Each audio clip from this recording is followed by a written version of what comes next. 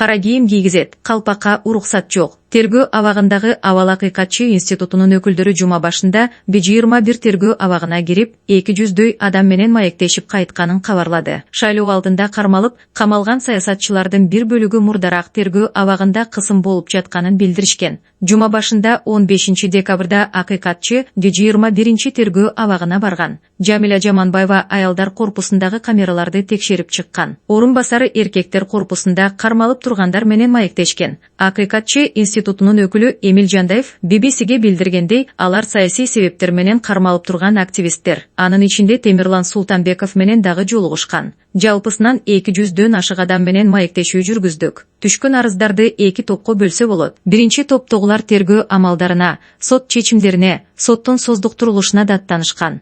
Экинчиси кармоо шартына байланыштуу. Анын ичинде медициналык камсыздоо боюнча арызданышкан. Кээ бири тергөө абагынын администрациясы кара түстөгү гана кийимдерди кийгизип жатышат, чачты алдыртышат, калпак кийгенге уруксат беришпейт деп арызданышкан. Ооба, жогоруда айтып кеткен 200 адамдын ичинде белгилүү адамдар да бар. Алардын ичинде Шайлообек Атазов, Темирлан Султанбеков, Кадыр Атамбаев жана Айбек Теңизбай уулу бар. Темирлан Султанбеков буга чейинки арызы тергөө изоляторунун администрациясы тарабынан чечилип жатканын, ортомчунун кереги жоктугун айткан, деди Акыйкатчы институтунун адам укуктарынын сакталышына көзөмөл жүргүзүү бөлүмүнүн жетекчиси Эмил Жандаев. Мындан бир нече күн мурун 10 декабрда Каныке Султанбекова Фейсбуктагы баракчасына агасы кургак учук менен ооруган, оор кылмыш жасаган адамдар менен бир камерада кармалып турганын жазган.